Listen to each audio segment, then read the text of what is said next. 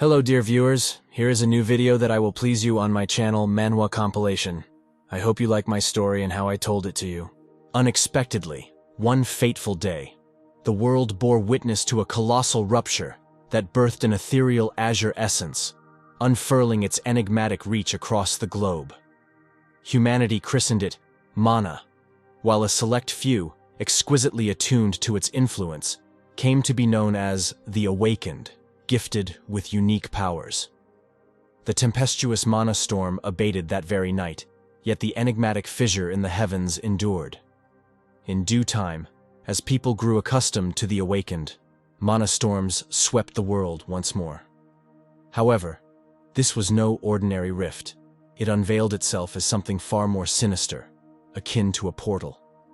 Initially perplexed, humanity soon witnessed the fracture between dimensions, dubbing these enigmatic conduits gates. Unseen horrors breached our realm, igniting instant chaos among living beings.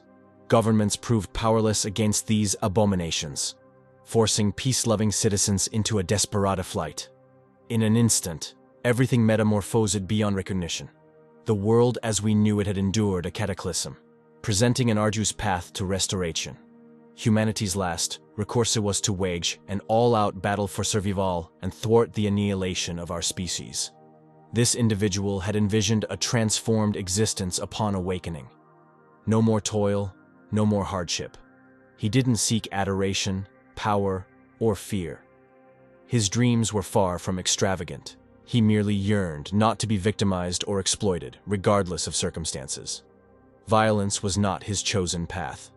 All he longed for was a friend, a dream that seemed distant at best. Fate, however, had other plans. This young man, remarkably attuned to mana, was designated as an awakened, but his abilities were painfully feeble. Despite his awakened status, he ranked lower than a standard human, one of the least potent among those gifted with mana manipulation skills. A frail existence, incapable of individual combat or assisting his comrades, relegated to mockery. He knew he would meet a dismal end someday, but he refused to accept such a fate willingly. Dying in such vulnerability would render his existence meaningless.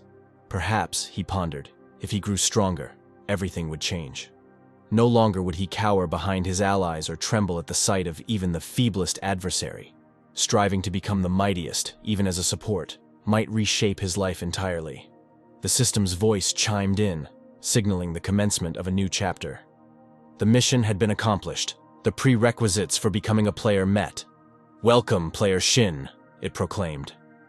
Emerging from behind a tree, a young man in pristine sneakers sprinted through the woods, his pace unbroken. Having covered several hundred meters without pause, he raced toward an undisclosed destination, striving to regulate his breath. Shin-chong couldn't fathom how he could be late on such a pivotal day. "There he is," the girl remarked to her partner, observing the breathless youth rapidly approaching. Seated on a stump with a shield as his backdrop, a man grumbled about newcomers' habitual tardiness. Yet, a woman standing nearby reminded her companion that he, too, wasn't entirely punctual in his earlier days.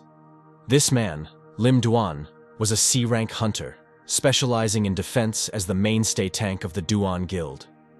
The woman beside him also held C-rank hunter status.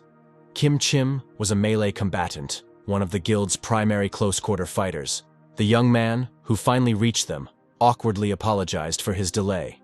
Shin Chong, a D-rank hunter and a creator, focused on guild support, primarily crafting weapons.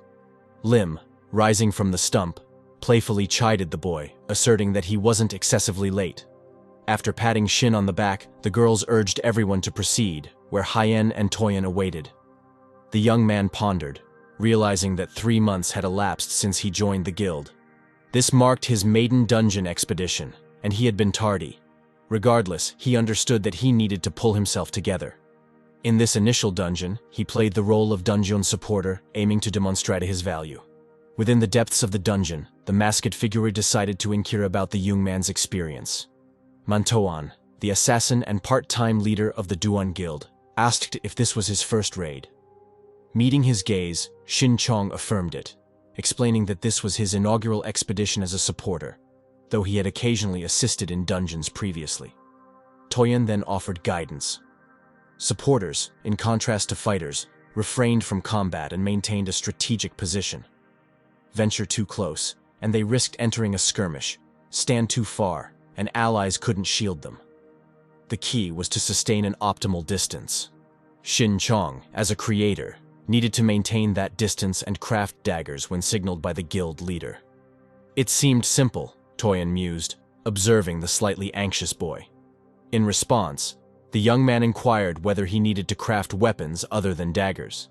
The assassin concurred, specifying that only he required supplementary weapons.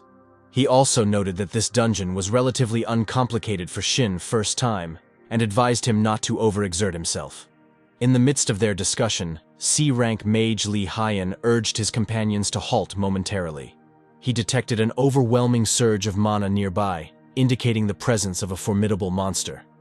"Prepare for battle, maintain formation," Mantuan commanded with confidence. He then turned to the mage, inquiring about the number of adversaries. Haiyan disclosed 3 smaller auras and 1 sizable aura, likely signifying the boss. The assassin's implicit unease was unusual. Bosses typically did not manifest in these situations. Determined to confront the boss, Mantuan requested his comrades to handle the others. Addressing Shin, the masked man inquired about the time required to craft a dagger. With haste, the boy estimated approximately 20 seconds, though the durability would be brief if rushed. "Good, start crafting. I'll deal with him in 40 seconds, Mantuan affirmed, pulling down his mask. These creatures, known as crystal lizards, held a threat level D. They thrived on mana stones and within dungeons, evolving in appearance and capabilities based on the consumed mana stones. As Chim clenched her fists, her shield partner signaled the commencement simultaneously. With a single stride, his entire body became cloaked in a menacing, violet aura. Li shattered the stone floor beneath him as he took his next step. Raising his shield high above his head, he executed a lightning-fast swing. In the blink of an eye, his shield descended to the ground, unleashing a shockwave that sent their foes scattering in all directions. Simultaneously, without a moment's pause, Chiming gracefully leapt from her perch and charged toward her adversaries. Suspended in midair, she discreetly maneuvered her arm behind her back, preparing for a lightning-quick strike of unparalleled power. Swift as lightning, she imprisoned the crystal lizard within the earth, crushing the creature's jaws.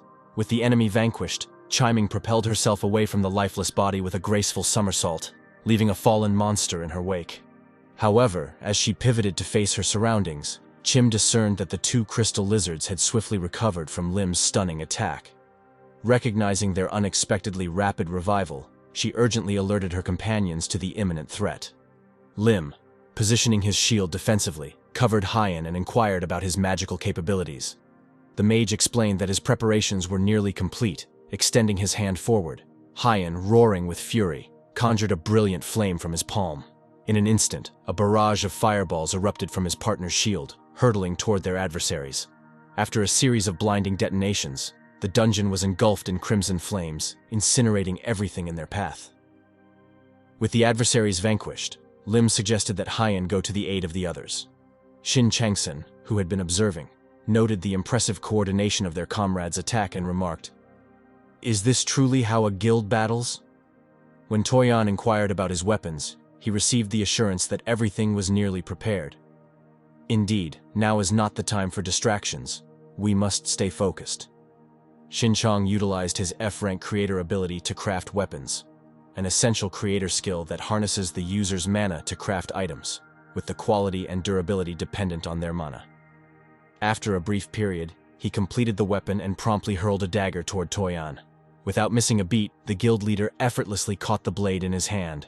In that instant, the dagger transformed into a shadow weapon, embodying the renowned A-rank shadow weapon skill, a skill that converts the user's weapon into a shadow form, enhancing its quality and mana, determined by the user's own mana. It eventually dissipates. Closing the distance to his opponent, the assassin ducked and wielded his blade. Simultaneously, Toyan covered several meters in a single dash, beheading the crystal lizard and leaving a trail of dark aura in his wake as the monster's severed head tumbled to the ground. By the time the head hit the floor, Toyan was already making his way back to his comrades. Without turning around, he glanced at the dagger and noticed it beginning to evaporate. Approaching his teammates with a sense of satisfaction, Lim inquired about any injuries. Meanwhile, Shin Chong observed his comrades and realized they were far more formidable than he had imagined. Each member excelled, and their teamwork was nothing short of exemplary. They had the potential to become the best at what they did with further achievements. In contrast, Shin Chong felt utterly inadequate. He had only managed to create a single dagger and had become easily distracted. Frustrated, he concluded that he didn't belong with them. Suddenly, Toyan approached him, pulling down his mask to reveal his face, and remarked, "Good job, you're not hurt." Disappointed, Shin Chong responded that he owed his well-being to his comrades, feeling that he had contributed very little. Toyan countered, "What are you talking about? Your skill has saved me a ton of money." The guild leader explained that Shin Chong skill-absorbed weapons, something Toyan couldn't afford even with the cheapest options. Placing a hand on Shin Chong's shoulder, he added that this was precisely why he needed a creator. Furthermore, Toyan required a mana-infused weapon to activate his skill. "Anyway, excellent work for your first dungeon. I look forward to the next one. Don't even think about leaving us, okay?" Toyan encouraged the young man. Inspired by his words, Shin Chong expressed his gratitude, promising to put forth even more effort. Approaching Toyan, Lim suggested they collect the loot and leave. However, at that moment, the ground beneath their feet trembled violently. Startled, the group tried to discern the cause of the disturbance. Is it an earthquake? Could the cave be collapsing because we defeated the boss? As panic spread among the comrades, Johnson pointed nervously in a direction not far from them. A crystal wall had crumbled. Once the earthquake subsided, a bewildered Heian decided to investigate what lay beyond the fallen wall using his magic. Turning back to his team at ease, he reported that a pathway had seemingly opened up within the dungeon, and it appeared to lead somewhere else. With keen interest, Toyan wondered how a low-level dungeon like this could possess such a secret passage. Eagerly, Lim suggested it might lead to a hidden treasure, and they should definitely explore it. Chiming, equally enthusiastic, ran up to them in agreement. However, Heian, with a cautious expression, urged them to wait and not rush into the unknown. Yet when Toyan asked if there was any danger ahead, the mage admitted he couldn't sense any. "Great, I don't think this place is going to collapse," Toyan confidently declared, reassured that there was no immediate danger to the path. His enthusiastic teammates cheered in response. Exhaling, Heian realized he had no other option and decided to accompany his comrades. Addressing Shin Chong, the guild leader signaled for him to join them and advised him to keep up. Following his words, the group of adventurers set out to explore the newly revealed pathway, mere minutes after it had appeared. As they ventured forth, a fearsome crystal monstrosity bellowed, its massive maw agape, sending shivers down their spines. Panicking and fleeing from the creature, Shin Chong couldn't fathom how this situation had arisen. Damn it, everyone's gone, except for him. A D-rank dungeon should not house creatures like this, and he had never encountered a creature immune to magic. Desperately trying to stay alive, he glanced around to locate the enemy trailing him. It was right on his heels. As he realized this, the colossal crystal monster swung its fist, connecting with him and sending Shin hurtling back several dozen meters. Upon crashing to the ground, he felt his back collide with the earth, blood spurting from his mouth as his lungs protested the damage inflicted. With trembling hands, he comprehended the dire predicament he was in. Reclining on the floor, the man suddenly realizes the pressing need to rise to his feet. Yet, as he struggles to stand, an adversary swiftly approaches from behind. Kneeling, the breathless young man swiftly conjures a dagger, his survival at stake. He cannot meet his end like this.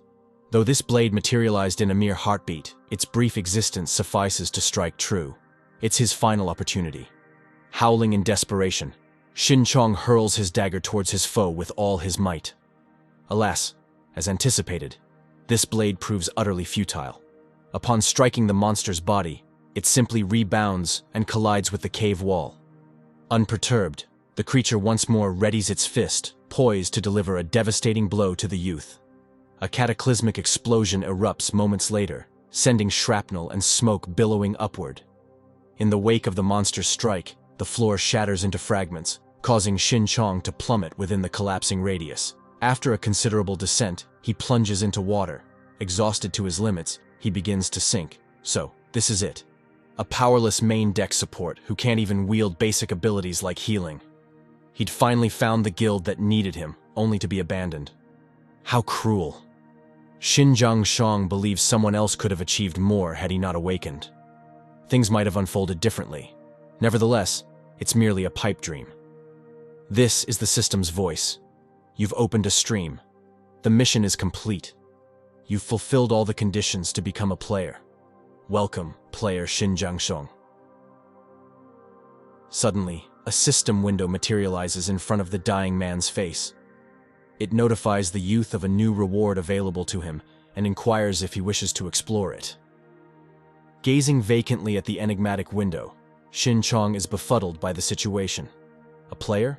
What kind of reward? While the man ponders, his lungs deplete of oxygen, and he instinctively gasps for air. He doesn't comprehend what's unfolding, but it no longer matters. Whatever he thinks, reaching out to the imaginary system window represents his last hope. With his last ounce of strength, he taps the yes button. Staring blankly at the system window, the young man descends helplessly. However, at that moment, a two-handed sword, brimming with mana, manifests beneath his feet, conjuring blades in front of him. A chant, enveloped in a menacing aura, ascends from the bottom like stars. Once more, facing the crystalline monster, the man clenches his fists with icy resolve. Shin Chong, you are granted memories of your previous life. Distribution of rewards has concluded. When the system ceases its alerts, the young man lifts his head, grimly locking eyes with his adversary. In the same breath, he conjures dozens of sharp blades and hurls them at the foe. Swords brimming with pure mana pierce the crystalline monster multiple times. Unable to remain upright, the creature crashes to the ground with a resounding thud. Meanwhile, Shin Chong, gripping his head, remains perplexed by the situation. Unfamiliar memories flood his mind. As he contemplates, attempting to fathom whose memories these are, a deafening roar resounds nearby. Rising to his feet, the crystalline monster charges at the youth, preparing to unleash a devastating attack. In the next instant, his fist connects with a sturdy wall. Shin Chong manages to block the monster's strike with the spiked shield he conjured. He notices, however, that the enemy remains impervious to harm. After all, it is a golem-shaped monster boasting incredible resilience. Struggling to withstand the crystal creature's onslaught, the youth realizes he cannot contend with such power. In a heartbeat, the mana shield shatters into fragments, and he is flung back unscathed. If the memories he has acquired hold true, then despite being a formidable golem monster, its weaknesses and tactics remain consistent with before. The soul golem monster lacks specific vulnerabilities. It can promptly regenerate if injured. In such circumstances, employing the networking world skill would be advisable. The task is to create nets with equidistant radii, with the skill user at the center, allowing them to control whoever is ensnared in the net. As the monster enters the skill's range, Shin Chong clenches his fist, glaring ruthlessly at his foe. Simultaneously, dozens of blades soar from various points in the net, converging on the golem. An explosion ensues, sending massive crystal shards in all directions.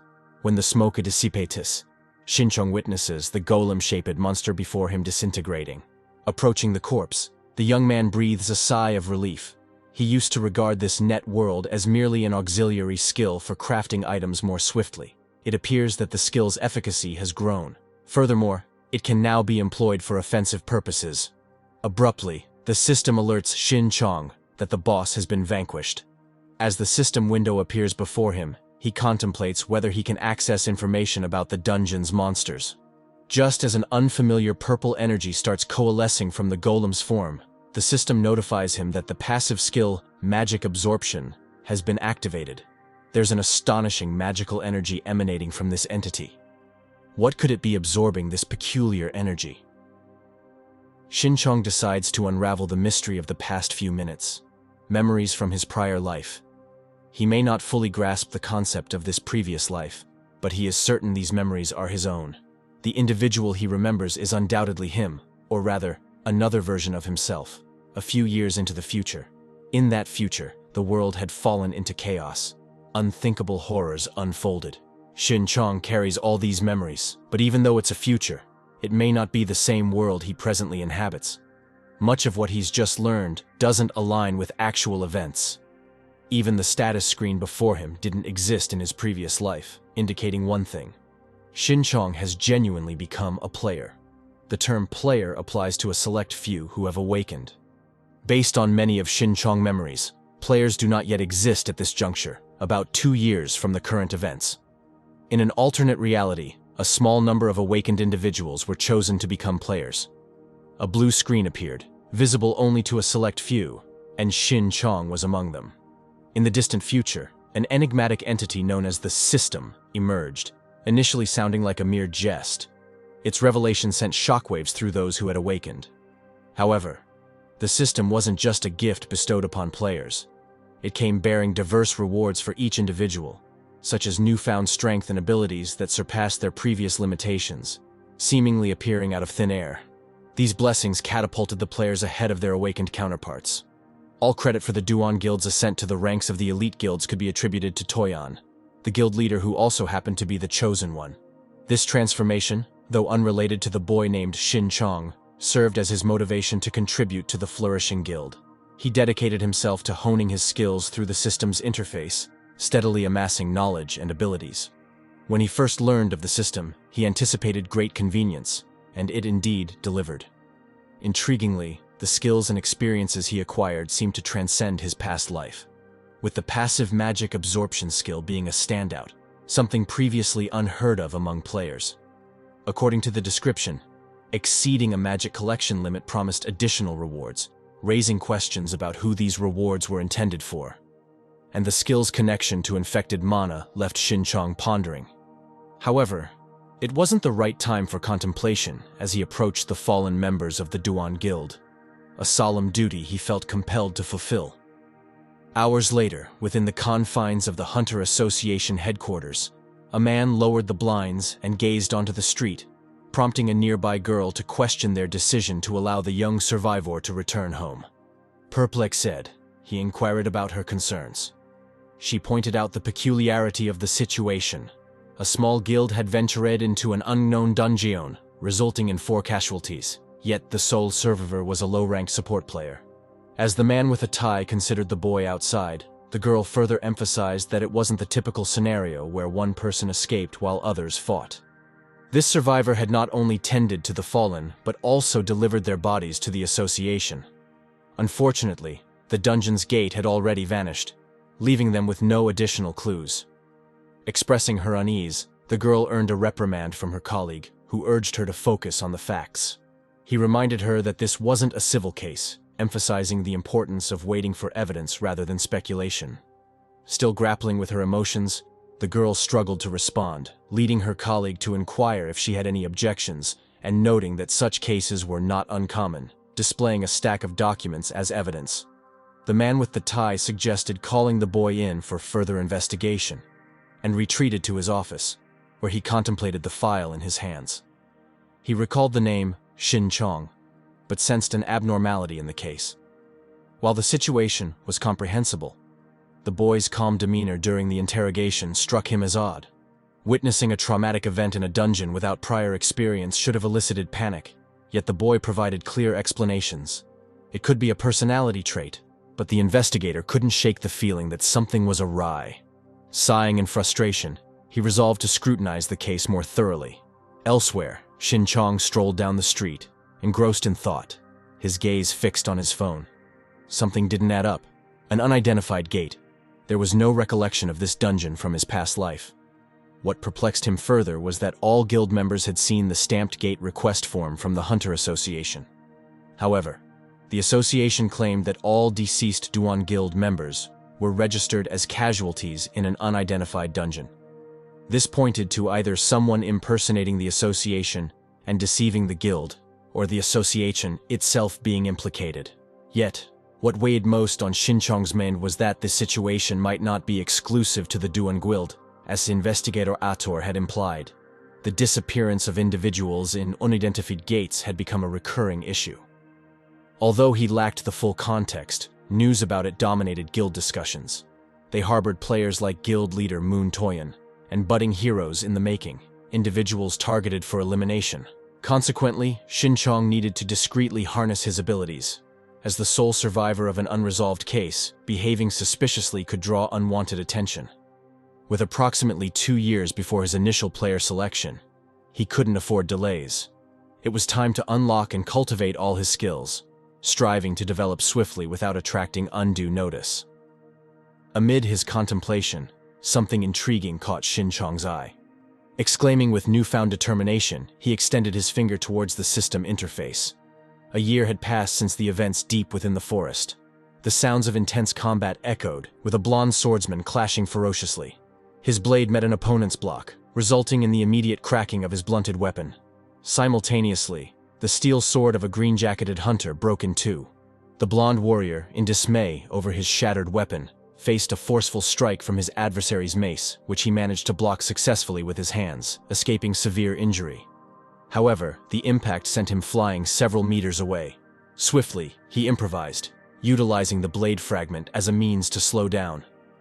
As the hunter stood tall, his eyes widened in genuine terror at the menacing adversary closing in on him.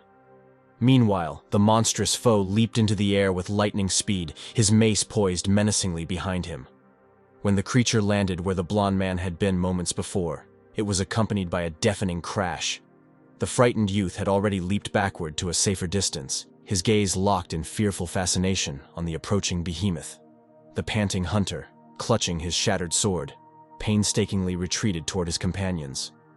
In stark contrast, his adversary seemed unfazed, effortlessly yanking his mace from the earth before striding purposefully toward the team of hunters, who watched on helplessly. Meet the Gnoll's Lord, a formidable creature renowned for its extraordinary physical prowess and imperviousness to magic. As the trembling blonde helplessly pointed the remains of his sword at this unexpected dungeon guest, even battle-hardened hunters found themselves perplexed. This foe was infamous among their ranks for its formidable challenge. In the midst of the terrified chatter, the monster suddenly sprang forward, lunging at its prey. Just in the nick of time, a shield-wielding tank emerged from the rear ranks of the group. On the front line, the tank barely managed to intercept the enemy's blow, wincing as the force reverberated through his shoulders. Realizing that he couldn't face this monstrosity alone, the man urgently shouted to his comrades that they couldn't hold out much longer. "Do whatever you can, but we need to hurt it!" the desperate tank cried, rallying his allies into action. The Gnoll Lord, the bane of low-level hunters, was not just known for its physical might, but also for its supposed susceptibility to magic. However, this time, the hunters, accustomed to relying on their rudimentary magical abilities, found themselves trembling in fear. Such hubris often resulted in a team's utter annihilation. With only one physical combatant in their ranks and the blonde man's weapon in tatters, how could they hope to contend? Little did he know that his initial plan of economizing on personnel and hiring a mage would backfire so spectacularly. In their darkest hour, the hunter suddenly detected an unusual sound nearby. A helper, responsible for gathering side resources like magic stones, stood beside a nearby rock, swinging a pickaxe. These individuals, often overlooked by their awakened peers, were commonly relegated to menial tasks within the team. It dawned on the blonde that they did, in fact, have a helper. And he chided himself for being so oblivious when his comrades' lives hung in the balance. Yet, in that fleeting moment, the hunter noticed something extraordinary about this young man. He could craft objects from mana. While the quality of his creations might not be top-notch, beggars couldn't be choosers. Realizing this was their last chance at survival, the blonde man called out to the helper, who had remained eerily composed on the sidelines. Upon hearing the plea, Shin-chong reluctantly turned his gaze towards him. With a worried expression, the hunter who approached him asked, "You're a creator, right? Can you fashion a sword?" The blonde hunter stared at Shin-chong, who confirmed that he indeed possessed such a skill. Extending the remains of his broken sword towards him, the hunter politely requested a sturdy replacement. Shin-chong, however, apologized, clarifying that he was a helper, not a support, and such tasks were beyond his purview. Frustrated, the blonde retorted that now was not the time for such distinctions. Couldn't Shin-chong see their perilous predicament? If they couldn't handle the boss, he would die along with them. After listening to the desperate plea, the helper closed his eyes and let out a sigh of reluctance. As he began crafting the sword, he reluctantly agreed to assist, but with one condition. When we clear the dungeon, everyone must forget about my ability. And when we divide the loot, I want a share equivalent to what a regular support would receive. If you agree, then I'll help, Shinchong stipulated, handing the newly forged sword to the blonde hunter. The hunter marveled at the sword's quality, given Shinchong's employment as a helper instead of a dedicated creator. However, he couldn't help but wonder why Shinchong was so insistent on secrecy, and what he meant by forget about his ability. It was ironic, thought Shinchong with a sly grin. A well-crafted weapon was indispensable for dungeon delving, and having a creator provided an extra layer of assurance. As long as they had that advantage, they had a fighting chance within the dungeon's depths. The following day, within the hallowed halls of the Mass Murder Guild, one of Korea's 3 major guilds, a woman in sleek black footwear traversed the corridor. Approaching a door, she knocked gently before entering. "Come in," the man behind the desk said, leaning casually on his elbow. As she stepped into the office, the fiery-haired woman informed the guild's leader of the Hunters Association's cooperation request. Gazing contemplatively into the distance, the man in the chair inquired if it pertained to the dungeon rank Anomalies. The woman confirmed it did. On the surface, it seemed like a routine collaboration request, but the association appeared willing to offer substantial compensation. The leader mused that it appeared the Hunters Association had little choice in the matter. The news had reported that a group of novice hunters had successfully cleared a dungeon with an A-rank anomaly. At first glance, these youths didn't seem exceptional, yet they emerged unscathed. However, the leader recognized some familiar faces. He was certain he had seen one of these individuals before. Seo Daon had recently dealt with an A-rank anomaly in a dungeon, and he had sent someone to investigate. The leader distinctly recalled seeing this person at the scene. According to the information available, this individual was a mere helper. Mistakes in dungeons, even with the introduction of new gates, were exceedingly rare, and surviving an A-rank anomaly error was almost unheard of. Yet this helper had been part of a team that survived not once, but twice. Such a coincidence was hard to fathom. The leader's contemplations were abruptly disrupted by a young woman standing beside him. She remarked that there seemed to be an increasing number of dungeons experiencing rank anomalies recently. For instance, just a few days ago, a D-rank dungeon mysteriously escalated to a formidable B rank, resulting in the unfortunate demise of the entire expedition team. Frustrated, the man sighed and commented on the apparent troubles plaguing the Hunters Association. Meanwhile, the girl concurred, emphasizing the criticism the association faced for their responsibility to assess, anticipate, and announce the rankings of these dungeons. She couldn't help but feel sympathy for the individual at the Hunter Association, responsible for this turmoil. Turning his attention to his apprentice, the leader pointed out the growing prevalence of individuals possessing the trespass skill. He suggested introducing an additional fee structure to monitor and address this situation. Curious, he inquired about the progress of the investigation he had assigned to the woman. She replied that she had scoured every possible source, but had not come across any A-rank or higher weapon myths. However, she had managed to obtain a B-rank weapon from a skilled Japanese blacksmith. When she suggested that the leader inspect this sword, he reminded her that his skill destroyed any weapon below a certain rank. Rising from his seat, the man expressed concern about the scarcity of Sapport gunsmiths. He implored his apprentice to continue the search, fearing that he might deplete his arsenal soon. Suddenly, a knock echoed through the door, and a robust figure entered the office, informing Tian of an urgent development. Stepping away from his desk, the leader inquired about the nature of the emergency. The burly individual relayed that an urgent message had arrived from the Hunter Association, pinpointing the location as the D-rank dungeon, where the newcomers from the Mass Murderers Guild had embarked on a free attack mission. Wondering what rank the dungeon had ascended to, Tian asked for clarification. The messenger disclosed that the dungeon's rank had escalated from D to C. Annoyed, the leader said that they couldn't afford to lose the newcomers, realizing that this was now an urgent situation. He decided to personally intervene.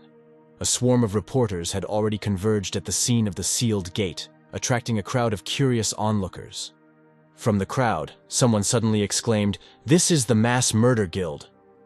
The reporters wasted no time bombarding the guild's leader with questions about the ongoing dungeon rank discrepancies.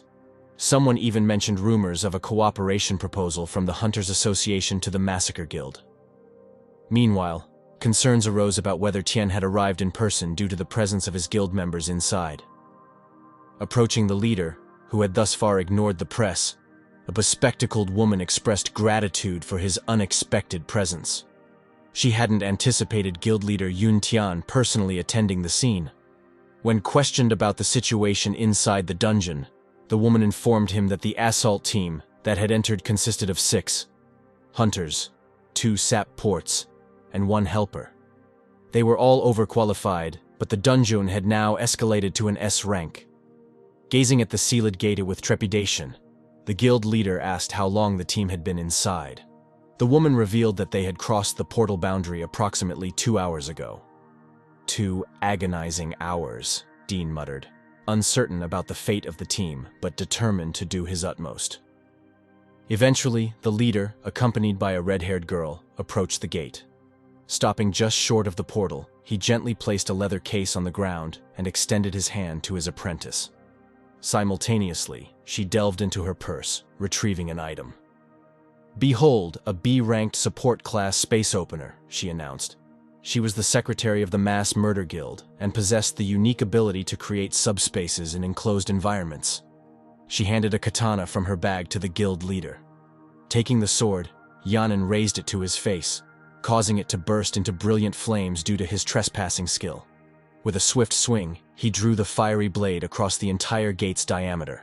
After the flames subsided, the gate appeared cleaved in 2. The lower section of the dungeon entrance crumbled away, revealing a path before Tian.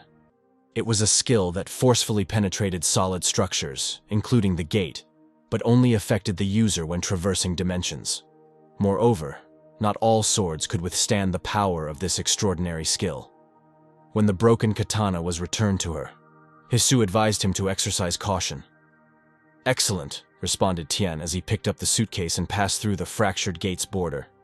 Soon, he found himself in another dimension on the opposite side of the portal. The sight that greeted him was far from reassuring. Surveying the surroundings, Tian quickly gauged the ambient temperature and humidity. The putrid odor in the air indicated a reptilian presence. Given the cleanliness of the floor, it was likely an intelligent monster corresponding to the dungeon's rank. The answer was clear. Lizardmen, threat level DA. Lizardmen, organized into tribal societies, had longer lifespans compared to other humanoid monsters, a testament to their intelligence and combat prowess. A cursory glance at the corpses hinted at the group's size, combat capability, and the affected party's level, as calculated preliminarily. Tian couldn't help but fear the worst for the newcomers. In this dire situation, the guild leader was met with an unexpected sight when he finally reached the team's location. A formidable lizard man bared its fangs and lunged at an adversary. However, a blonde-haired man wielding a 2-handed sword skillfully parried the attack. An archer on the sidelines provided support, sending metal-tipped arrows hurtling toward the enemies. One arrow struck true, piercing the lizardman's liver. Things were not unfolding as the guild leader had anticipated. These newcomers had not only survived, but seemed to be gaining the upper hand, despite the lizardman's evident physical superiority. As Tian puzzled over this paradox, he noticed a looming danger on the battlefield. The lizardman, engaged in combat with the blonde-haired hunter, disarmed him with a single swing of its sword. Helpless, the man met his adversary's gaze, resigned to his imminent fate as the monster prepared to cleave him in 2. In an instant, the guild leader sprang from his seat, rushing toward the newcomer with a sudden realization that there might still be a chance to save him. Regrettably, time was not on his side. The clash that followed resounded loudly, sending a cloud of dust and dirt billowing into the air. As the haze dissipated, everyone bore witness to the moment when the lizardman's sword met the monoblade. Baffled, the monstrous creature struggled to comprehend the origin of this newfound weapon. Meanwhile, Tian, who had rushed to assist, grappled to grasp the unfolding events. Was it magic? No, it was a weapon seemingly materialized from thin air.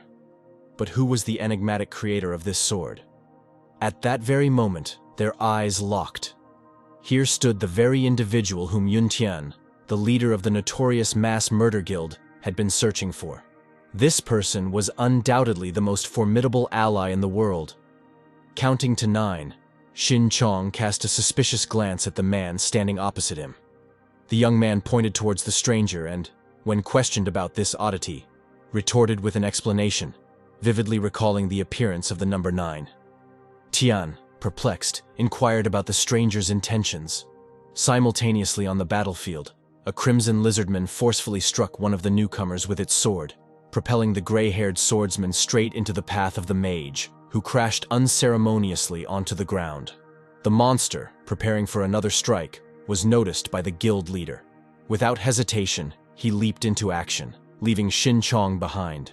Swiftly unsheathing his katana from its leather casing, he prepared to intercept his adversary's impending blow. Observing the open suitcase, the other bystander pondered the unexpected arrival of Yun Tian himself, and the curious presence of an unused weapon. Could it be a backup? While Xin Chong, bearing a pickaxe on his shoulder, contemplated this, a blast of hot air swept across his face. The incandescent blade of the guild leader decisively clashed with the enemy's sword, halting the assault completely. In an instant, the space surrounding them was engulfed in scorching flames, enveloping both the katana and its wielder. Waving his hand, the man urgently signaled for the newcomers to retreat. With his injured comrade in tow, the mage turned and expressed his gratitude to the leader. As the two retreated, Tian had already disarmed his adversary with a single, powerful swing. Immediately thereafter, he invoked the trespass skill once more, executing a swift, narrow arc with his katana. In the next moment, Yun Tian found himself positioned behind his foe, delivering a series of lightning-fast slashes with his searing hot blade. The lizardman, barely comprehending the onslaught, succumbed to grievous wounds and profuse bleeding, collapsing lifeless to the ground. Tian hadn't even unleashed his full might yet. Although it was a B-rank weapon, even it couldn't withstand the power of trespass. Nevertheless, the battle was far from over. While the leader pondered the fate of his shattered sword, another ferocious lizard man lunged at him. Closing the distance, the monster struck suddenly with its tail. Despite this formidable attack, Tian managed to deflect it, but he himself was propelled a significant distance away. Remaining on his feet through sheer determination, the guild leader was approached by Xin Chong, who indicated the shattered blade. The boy wondered whether this happened every time Tian employed the skill. The enigmatic creature pointed out that this level of wear and tear was astonishing for such a weapon. An irritated leader questioned whether the boy was trying to start a fight. As abruptly as the displeasure on his face gave way to genuine surprise, Xin Chong, standing nearby, had already conjured a katana. Moving the blade through space, the young man suggested that Tian accept it to spare his poor weapon from further damage. Gazing at the sword in astonishment, the guild leader struggled to comprehend how this individual had conjured a katana with a single stroke. A gunsmith, and not just any gunsmith, but an exceptionally skilled one. Yet why was he acting as an assistant? Tian had heard that low-ranking sap ports sometimes served as assistants in dungeons, but why this particular individual? His musings were interrupted as Xin Chong extended his hand towards the blood-stained katana held by the leader. Accepting the damaged sword, the boy outlined a condition. If Tian wished to wield the weapon he had crafted, he must forget about the boy and his abilities once they cleared the dungeon. However, as he reached for the suspended sword, the leader conveyed that forgetting was not something he would easily do. Unfortunately for him, it was the wrong response. "If that's your choice, then go ahead and cut down everyone with your high-class weapon," Xin Chong remarked indifferently as he proceeded to dismantle the blade he had recently created. Sighing with disappointment, Tian realized that the weapon disintegrated as soon as this individual employed a skill on it. Regardless, the man needed at least a couple more of these swords. "Agreed. I promise to forget," said the leader, acquiescing to the assistant's terms. "Very well, go forth and blaze a trail," Xin Chong replied with a satisfied smirk, gripping the katana in his hand. Without further delay, Tian charged into battle. The green lizardman swung its sword and made contact with its adversary. The man across from it, wielding a blade in his right hand, invoked his unique skill, encroachment. Almost instantly, as he positioned his weapon for defense, the heated katana blade began to liquefy the bewildered monster's sword. To Tian's astonishment, his opponent's weapon shattered into tiny fragments in the next moment. The man had only intended to parry the attack, but the monster's weapon disintegrated entirely. The control was noticeably superior to usual. Was the weapon itself significantly more robust? a creator capable of fashioning weapons of at least B-rank caliber. That was intriguing. While the guild leader pondered this, the lizard man that had closed in on him prepared to strike. However, Tian was no longer perturbed by such developments. His sole curiosity lay in discovering the full potential of the weapon in his grasp. Could he harness his skill to its utmost capacity? Plunging the katana's blade into the monster's chest, the leader activated Trespass at full throttle. A torrent of deadly red flames erupted, consuming everything in their path and leaving naught but ash in their wake. Thereafter, Tian grasped the lizard man's shoulder. Leaning against the molten creature, he retrieved his sword from its body and in one fluid motion, vaulted onto its back, positioning the blade above his head. The man invoked Trespass once more, consecutively. In that very moment, he ruthlessly impaled his adversary's skull with his sword, once more sending waves of searing fury across the creature's body. The monstrous foe met its end on the spot, its life extinguished before Tian even withdrew the katana from its head, leaving behind the crumpled remains of the lizard man on the ground. As Tian inspected his bloodied blade, finding it unscathed, his introspective musings were abruptly interrupted by the jubilant cheers of the newcomers. Gratefully, they expressed their heartfelt thanks to the guild leader for his timely intervention, realizing that their survival hinged on his valor. Remarkably, none of them seemed to have sustained severe injuries. A welcome relief, Yuntian observed as he approached the group. The newly arrived adventurers recounted their ordeal, revealing their inability to fend off their assailants with their weapons, surviving solely due to the mysterious individual's support. Swiftly forging new swords for them, the guild leader cast an intrigued glance at the young man seated nearby. Subsequently, their conversation confirmed the guild leader's suspicions. "May I know your name?" Tian inquired, approaching the boy who was in the midst of zipping up his backpack. The boy questioned the need for the guild leader to know the name of a mere assistant, to which Tian explained the importance of at least knowing each other's names. Following that, he introduced himself to the boy as Yuning, taking hold of the backpack. The boy regarded the leader thoughtfully and disclosed, "I am Xin Chong," as he approached him.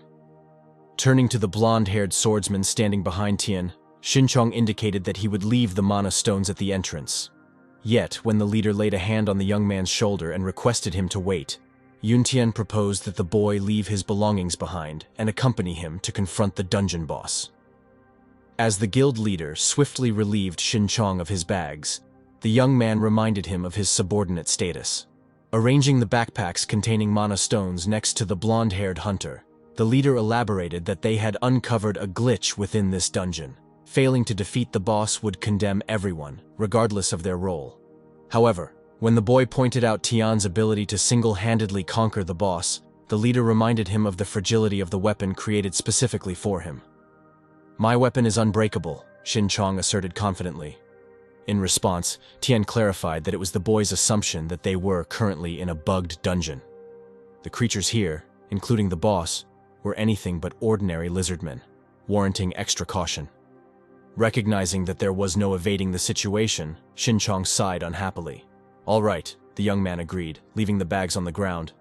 Drawing nearer to the leader, he sought clarification. After all, he only needed to walk alongside him, didn't he? Rather than offering a reply, the leader simply smirked. Soon, the duo found themselves in the boss's lair. It became evident that their reception would be far from hospitable. The Lizard Lord occupied a throne. It was classified as Danger Level C+, the ultimate evolution of the Lizard Lord after a century of survival and molting. Despite its relatively small size, it possessed strength and speed several times greater than its kin. Tian confidently declared, "Let's put an end to this quickly," as he activated Trespass. Yet, when the leader expounded that any delay might result in the weapon's disintegration, an irritated Xin Chong wondered if he was being mocked, prompting the boy to assert that it wouldn't break.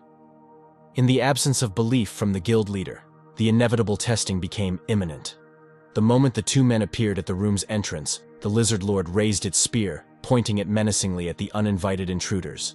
Simultaneously, the monster beside it sprung into action, lunging at the enemies. With incredible agility, Tian and Xin Chong leaped back to a safe distance, narrowly evading the attack. In an instant, the guild leader propelled himself off the wall behind him, preparing to strike his adversary with his sword. However, The foe displayed surprising cunning, springing back several meters as soon as it sensed the approaching sword wielder. Though Tian was aware of the intelligence of these creatures, such a nimble and calculated move from a common underhanded beast caught him off guard.